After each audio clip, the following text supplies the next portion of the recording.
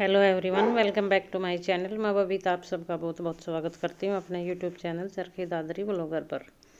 तो यहाँ पे सुबह सुबह मैं लगी थी आटा लगाने के लिए, क्योंकि सब्ज़ी वगैरह मैं पहले से बना चुकी थी, चाय वगैरह हो चुकी थी सबकी। और फिर मैंने यहाँ पे कर ली थी रोटियाँ बनाने की तैयारी।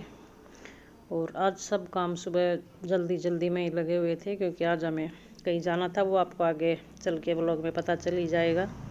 तो यहाँ पे सब्ज़ी मेरी तैयार हो चुकी थी और बस रोटियों की तैयारी चल रही थी। लेकिन बीच में ही फिर यहाँ पे नीशू थी मेरे पास में ही, तो नीशू को सब्ज़ी से अच्छी ज़्यादा हरी मिर्ची लगती है, जो मसाला डाल के बनाते हैं वो। तो वो मेरे को यही बोल रही थी कि इससे पहले रोटी बनाने से पहले एक हरी मिर्ची को इस तरह से छोंक दो आप मसाला भर के मेरे लिए। तो बस उसी के लिए यहाँ पे मैंने ले ली थी एक हरी मिर्ची, जो है अच्छी लंबी और मोटी भी है खूब। तो एक ही काफ़ी है ये। तो इसके अंदर मैं डाल दूँगी थोड़ा सा जो सूखा धनिया अपना होता है वो, और थोड़ा सा नमक। तो कभी आप इस तरह से हरी मिर्ची को ऐसे मसाला भर के, यानी कि धनिया और नमक, थोड़ी सी अगर मिर्ची अगर आपकी तीखी ना हो तो थोड़ी सी लाल मिर्च पाउडर भी इसके अंदर आप डाल सकते हो। और थोड़ा सा घी डाल के फ्राई पैन में या तवे के ऊपर ही थोड़ा सा देसी घी डाल के, और इसको एक बार छोंक के खा के देखना। सब्जी से तो ज़्यादा ही टेस्टी लगती है ये। और मैं अगर मेरे पास अगर इस तरह की मोटी जो मिर्ची होती है ये होती है, तो मैं ज़्यादातर भरती ही रहती हूँ। सब्जी बना लेते हैं लेकिन फिर भी एक आधी मिर्च ऐसे ही तैयार कर लेते हैं। तो यहाँ पे तवे पे मैंने डाल दिया था थोड़ा सा घी, और उसको इस तरह से अलट पलट के और चारों तरफ से इसको हरी मिर्ची को मैं अच्छे से छोंक लूँगी। देखिए इस तरह से थोड़ी सी दबा दबा के, और थोड़ा सी सावधानी के साथ, क्योंकि छींटे बहुत लगते हैं। और जो एक्स्ट्रा घी था तवे के ऊपर वो डाल दूँगी मैं मसाले के अंदर, ताकि मसाला भी अच्छे से भीग जाए। तो ये हरी मिर्ची तैयार, और फिर मैं यहाँ पे कर दूँगी रोटियाँ बनाने की तैयारी। और आज हम जा रहे थे नीशू को छोड़, तो इसीलिए मैं सुबह सुबह जल्दी में काम निपटाने की कर रही थी तैयारी। नीशू भी मेरे साथ ही लगी हुई थी।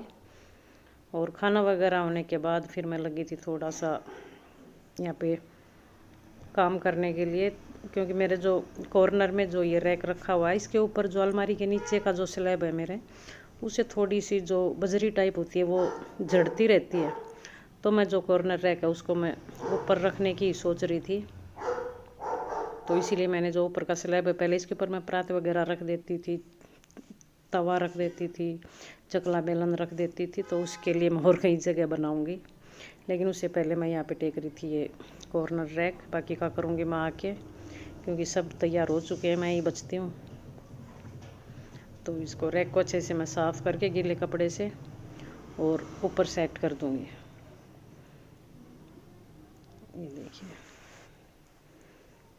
रैक मेरा साफ़ हो चुका है, इसको कर दूँगी ऊपर से। लेकिन हल्की सी थोड़ी सी कमी है इसके अंदर, वैसे सेट तो कर दिया था, लेकिन ये नहीं पता कि कभी गिर भी सकता है, क्योंकि जो एक पैर है इसका ये हल्का सा बाहर आता है इसका। और जो ये छोटा रैक एक और है जो मेरे पास, जिसके मैं चाय के कप रखती हूँ, इसको भी मैं ऊपर ही सेट कर दूँगी। क्योंकि जो किचन का जो मेरा ये स्लैब है ये ज़्यादा भरा भरा सा रहता था, तो ऐसे ये अच्छा भी नहीं लगता था। और वैसे भी मन सा थोड़ा सा ऐसे ही रहता था कि कहीं सामान रखने की जगह ही नहीं थी। और अब देखिए मेरा स्लैब बिल्कुल खाली। गैस को थोड़ा सा आगे कर दिया था, वो रोटी बनाने के टाइम तो मैं फिर से पीछे करूँगी। बर्तन वगैरह मेरे सारे हो चुके थे, और ये देखिए ऊपर सेट कर दिए थे इनको मैंने। तो थोड़ी सी चेंजिंग भी हो गई थी, और काम मेरा ऑलमोस्ट ख़त्म हो चुका था। और हम चलते हैं अब हिसार की तरफ। यहाँ पे रखा हुआ था नीशू का सामान पैक किया हुआ, यहाँ पे रजाई, गद्दा, और जो इसका जो सामान था, बाल्टी वगैरह, बर्तन, कपड़े, वो। तो अब ये बस करते निकलने की तैयारी। और हम यहाँ से निकल लिए थे 10:30-11 के आसपास। और बस मन में यही बेचैनी थी कि 7-8 महीने से हमारे साथ थी नीशू, लेकिन आज जा रही है तो थोड़ा सा है मन सा दुखी है। और बच्चे का भी होता है, भला वो हमें दिखाए ना, लेकिन पता चल ही जाता है। बस थोड़ा सा भारी मन से ये हमारे साथ थी, बोल भी बहुत कम ही रही थी, होता है बच्चे का। और वही है, जो बच्चा जब हमारे पास नहीं होता तो उसकी कमी उसके पीछे से ही पता चलती है। और बस इसी भारी मन के साथ हम जा रहे थे निशु को यहाँ पे छोड़ने। और मेरा हल्का हल्का सा मन, वैसे भी जब गाड़ी वगैरह में बैठती हूँ तो मेरा होता है थोड़ा सा मन सा दुखी, जैसे चक्कर से आने लगना। तो बस मैं आंखें बंद करके यहाँ पे लेट गई थी पिछले वाली सीट के ऊपर। और फिर एक ब्रेकर आया तो मेरी थोड़ी सी नींद टूटी तो मैं बैठी हुई। लेकिन उसी टाइम गुनगुन भी हमारे साथ ही था, तो उसने बोला कि मम्मी कि देखो अब ये जो आगे गाड़ी जा रही है इसके अंदर औरतें बैठी थी और ये कहीं ऐसी जगह पे ही जा रही थी जो भजन कीर्तन कर रही थी और ये बजा रही थी अपना, ये आपको दिखाई दे रहा होगा। तो यही बोलता है कि पापा देखो, मम्मी को अभी इनकी गानों की आवाज़ सुनी तो फटाफट से एकदम नींद टूट चुकी है। तो देखिए बच्चे भी इस तरह का ताना दे देते हैं, क्योंकि इसको पता है कि मम्मी को भजन कीर्तन में कुछ ज़्यादा ही शौक है। तो टांग खींचने की थोड़ी सी है आदत, और पीछे छूटते भी नहीं हैं बच्चे। और यहाँ देखिए यहाँ पे चल रहा था पुल का काम, बस हांसी के नज़दीक ही लगने वाले थे हम।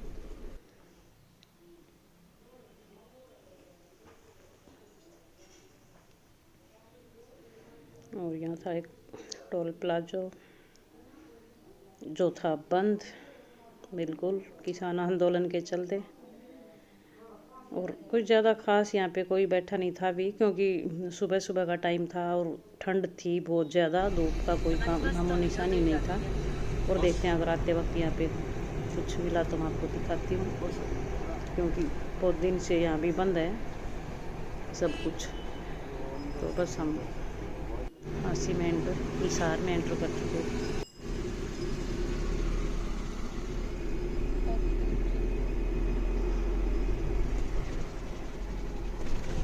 यहाँ पे बड़ी बड़ी फैक्ट्रियाँ दोनों तरफ।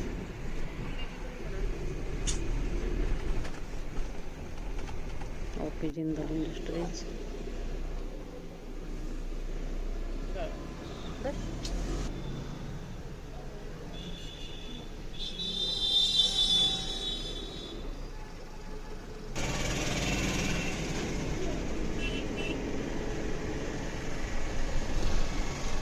जितनी हमारे यहाँ जो दादरी में जितनी ठंड थी उससे कहीं ज़्यादा ही यहाँ पे थी, क्योंकि एक बार हल्का सा शीशे को नीचे उतारा था तो इतनी ठंड बस। तो यहाँ पे फिर हम एंटर कर चुके। तो बस यही बोल रहे थे कि बहुत ज़्यादा लड़कियाँ आई हुई थी, क्योंकि कॉलेज कुछ दिनों से खुले हुए ही थे, लेकिन वही थे कि ऑनलाइन और ऑफलाइन पढ़ाई चल रही थी, तो इसलिए हमने निशु को नहीं भेजा, घर से ही पढ़ाई कर रही थी। लेकिन अब चल रहे थे उसके यूटी, और उन पे ये था कि ये यहाँ पे आके देने थे, तो हॉस्टल खुले हुए थे, तो इसलिए फिर हम लेके आ गए थे। तो यहाँ पे हम रूम सेलेक्ट कर रहे थे, तो यहाँ पे था एक रूम खाली, बाहर की साइड दोनों साइड दरवाजे, बालकनी, और ये अंदर से कुछ ऐसा हॉस्टल दिखाई दे रहा था इनका।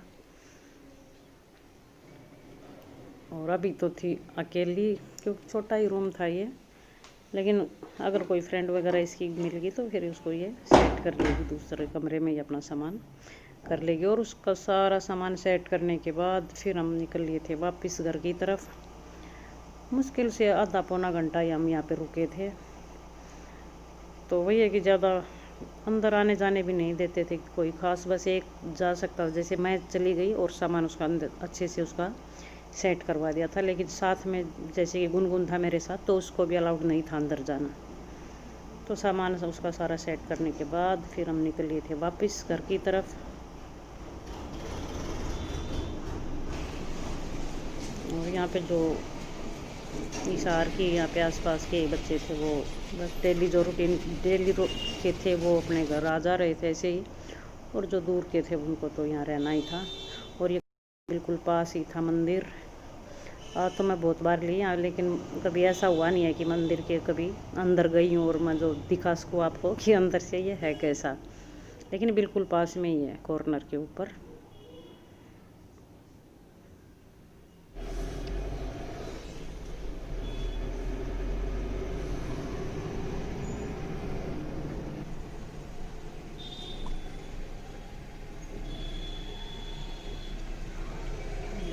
मौसम ऐसा कि जैसे बारिश होने वाली है और हद से ज़्यादा ठंड की, और कुछ उसके जो बाहर सामान रखा हुआ था तो वो भी इतना ठंडा हो चुका था, बहुत ही ज़्यादा, क्योंकि हवा भी बहुत तेज़ थी और हिसार में तो वैसे है भी देख। और यहाँ पे थी कोई कारखाना था, किस चीज़ का था पता नहीं, बस यही बातें कर रहे थे कि किसानों के पीछे ऐसे सरकारी इतनी तरह पड़ जाती है कि भाई पराली मत जलाओ, ये मत जलाओ, भाई काम धाम सब कुछ बंद करवाने पे तुल जाती है, लेकिन यहाँ का ये धुआं प्रदूषण किसी को नहीं दिखाई देता है। देखिए बहुत ही ज़्यादा धुआं था वहाँ पे।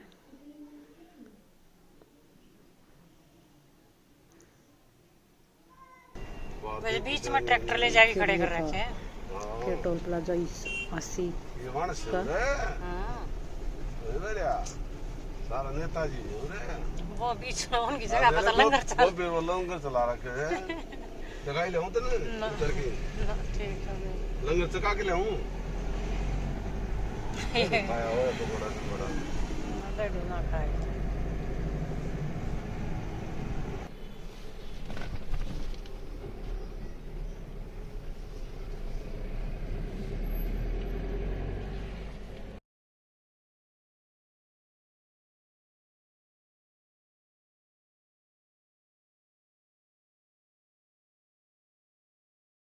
और ये हम आ गए थे हमारे बिल्कुल दादरी के पास में कितलाना, वहाँ भी बहुत ज़्यादा किसान थे। सुबह गए थे तब यहाँ पे कुछ नहीं था, लेकिन आए तब तक यहाँ पे देखिए गाड़ियों की लाइनें और ट्रैक्टर वगैरह।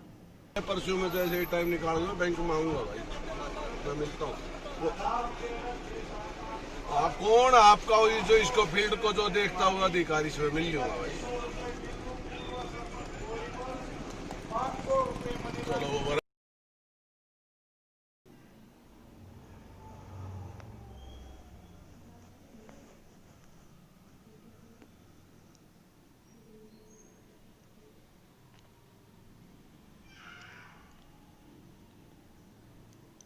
और बस फिर पहुंच गए थे हम घर 3 बजे के 3:30 बजे के आसपास घर पहुंच गए थे। और आते हम होके आए थे इजी डे, क्योंकि वहाँ से लेना था कुछ सामान, तो यही था। वैसे पहले ही मन सा थोड़ा सा दुखी था, और फिर बार बार आना, कुछ इतनी दूर का सफ़र और तेल वगैरह की प्रॉब्लम है मुझे, तो बस आते वक्त ही सामान ले लिया कि दोबारा ना आना पड़े। और फिर यहाँ पे कर रही थी मैं सामान को निकाल रही थी, जो कार्टून में डाल के लाई थी उसके बाहर। और इसको कर दूँगी मैं अपनी अपनी जगह पे सेट। तो बच्चे यहाँ पे बैठे हुए थे मेरे पास ही, तो जैसे ही चलता रहता है कि ये हाँ मेरे लिए है, ये मेरे लिए है, तो ऐसे ही चल रहा था बस। और देख रहे थे यही कि इसका प्राइस इतना है, इसमें क्या फ़र्क है, इसमें क्या है। एक लेके आई थी मैं कॉफ़ी, ब्रू कॉफ़ी का छोटा सा डिब्बा एक, और बिस्किट वगैरह बस। और ज़रूरी चीज़ तो थी बस तेल और चाय पत्ती, 2 चीज़ें, और कोलगेट और टमाटो सॉप, क्योंकि ये हमारे ख़त्म हो चुके थे।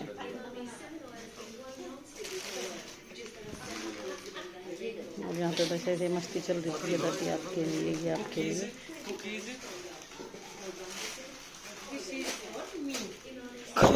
मी वाला सिस्टम तो देखो। और 10 से 12 पैकेट थे टमाटो सॉस। तो सूप शाम को हम कभी कभी बना लेते ही हैं। और अब हो रही थी ठंड बहुत ज़्यादा ही, तो बस मैं यही दे रही थी कुलदीप को कि जल्दी जल्दी से एक बना ले और फिर करते हैं कुछ अपना आगे का काम। क्योंकि बेटी का यही होता है कि वो नीशू थी अब तक तो बहुत सारा काम करवा देती थी शाम को, और आज करना था अकेले ही। और वैसे है पिंटू मेरे पास, लेकिन वो ना के बराबर ही है, कोई काम धाम करने वाली नहीं है। तो फिर लगना था बस अपने काम पे। तो बस उसी की छटनी चल रही थी, क्योंकि इसके अंदर 2 पैकेट थोड़े से अलग थे जो मिक्स वेजिटेबल के थे, वो बाकी सारे टोमेटो के थे। और फिर बना ली थी कुलदीप ने यहाँ पे सूप, गर्मा गर्म सूप, और ये ठंड। और फिर करनी थी मेरे को प्रेस, क्योंकि 2-3 दिन के कपड़े धुले हुए थे। और वही होता है कि दिन में थोड़ा थोड़ा ऐसा होता है कि हाँ कपड़े सूख चुके हैं, लेकिन अगर रात को रह गए तो सुबह देखते हैं तो फिर से वो गीले ही दिखाई देते हैं। इसलिए बस सूप पी के लगते हैं प्रेस करने। और यहीं पे मैं कर देती हूँ अपनी वीडियो का एंड। अगर आपको पसंद आए तो लाइक करें, शेयर करें। अगर आप मेरे चैनल पे पहली बार आए हो तो प्लीज़ मेरे चैनल को सब्सक्राइब करें। तो कल फिर मिलती हूँ मैं आपसे एक और नई वीडियो के साथ। तब तक के लिए नमस्कार।